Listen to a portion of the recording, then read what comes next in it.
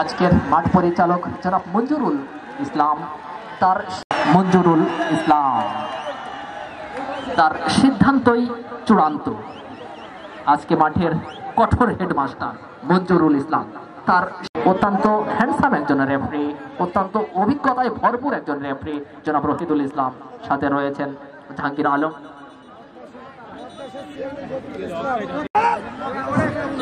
যা হোক, আমাদের মঞ্চে এসে উপস্থিত হয়েছেন ২ নং নর্দাস ইউনিয়ন পরিষদের চেয়ারম্যান জনাব রফিকুল ইসলাম। বলতে না বলতে হলুদ কার্ড দেখিয়ে সতর্ক করে দিলেন ওই খুলনা জেলা মহিলা দলের 12 নম্বর জার্সিধারী খেলোয়াড় আসমা। এসে উপস্থিত হয়েছেন ২ নং নর্দাস ইউনিয়ন পরিষদের চেয়ারম্যান জনাব রফিকুল ইসলাম। উপস্থিত রয়েছেন ৬ নং শ্রীপুর ইউনিয়ন পরিষদের সাধারণ সম্পাদক বিএনপি জনাব মোহাম্মদ সালাম পারভেজ। ধন্যবাদ জানাই, কৃতজ্ঞতা জানাই। খেলা শুরুর নির্দেশ দিলেন মাঠ পরিচালক মঞ্জুরুল ইসলাম।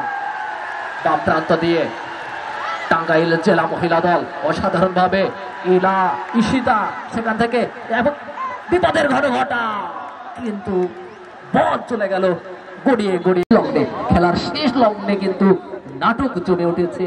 সেই নাটকের পরিসমাপ্তি হতে আমরা দেখি এখান থেকেই সেই টাঙ্গাইল জেলা মহিলা দল তারা কি সমতায় ফিরে আসবে, সেটি আমাদের লক্ষ্য রাখার বিষয়। কিকটি নেবার জন্য প্রস্তুত অসাধারণ একজন খেলোয়াড় ঈশিতা, ইসরাত জাহান ঈশিতা চমৎকার শট নিয়ে থাকেন, বুলেট গতির শট নিয়ে থাকেন।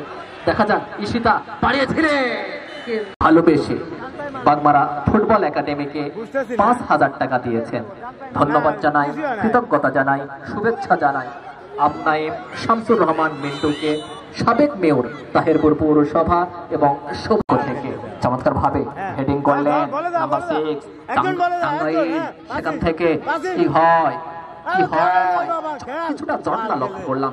নাম্বার 11 বাড়িয়েছিলেন বাম প্রান্ত দিয়ে ৮ নম্বর জার্সিধারী খেলোয়াড়ের উদ্দেশ্যে আক্রমণ তৈরি করবার প্রচেষ্টা শেষ পর্যন্ত রাখতে পারলেন না। বল চলে গেল পার্শ্বরেখা অতিক্রম করে মাঠের বাইরে। সুপ্রক্রিয়া আমাদের দর্শক শ্রোতাবৃন্দ, আগামীকাল আজকের এই মাঠে ভবানীগঞ্জ পৌরসভা ভার্সেস সোমডাঙ্গা ইউনিয়নের মধ্যকার হাই ভোল্টেজ ম্যাচ অনুষ্ঠিত হবে। এসে উপস্থিত হবে বাগমারা ফুটবল একাডেমির সকল সদস্য এবং স্বেচ্ছাসেবী ভাই যারা রয়েছে, সকলে আমাদের মঞ্চের সামনে এসে উপস্থিত হবে। আবারও নাম্বার 4 শান্তুর রহমান, 12 নম্বর জার্সিধারী খেলোয়াড় পড়ে রয়েছে সেখানে। আজকের মাঠের ম্যাচ অফিসিয়াল মঞ্জুরুল ইসলাম এবং জাহাঙ্গীর আলম রয়েছেন রহিদুল ইসলাম বাফুফের সম্মানিত সদস্য। একজন খেলাটি দেখবেন আমাদের বাগমারা উপজেলা ক্রীড়া সংস্থার সম্মানিত আসাদুজ্জামান জুয়েল ভাই আমাদের কমবক্সে বসে রয়েছেন। সেই সাথে আমি আরো একবার জানিয়ে দেব, সকল স্বেচ্ছাসেবী ভাই যারা রয়েছে খেলার পূর্ব মুহূর্তে আমাদের কমবক্সের সামনে সকলে জড়ো হবেন। আপনাদের কিন্তু বিশেষ কাজ রয়েছে, আর যারা গ্যারেজের দায়িত্ব পালন করছেন আমি তাদেরও দৃষ্টি আকর্ষণ করে বলছি, বলতে খুলনা কিন্তু না। 9 নম্বর জার্সিধারী খেলোয়াড় আবারও কিন্তু ইনসাইড দ্য সেন্টার সার্কেল। চমৎকার আই কন্ট্যাক্ট আমরা লক্ষ্য করলাম, চমৎকার যুগল বন্দি যাকে বলে। Number 10 down the right Haimanti থেকে 12 নম্বর জার্সিধারী খেলোয়াড় Asma. Defensive blocker slow build up খেলাটিকে কম্পোজ করার ক্ষেত্রে উভয় দলের খেলোয়াড়রা কিন্তু দারুণ পটু।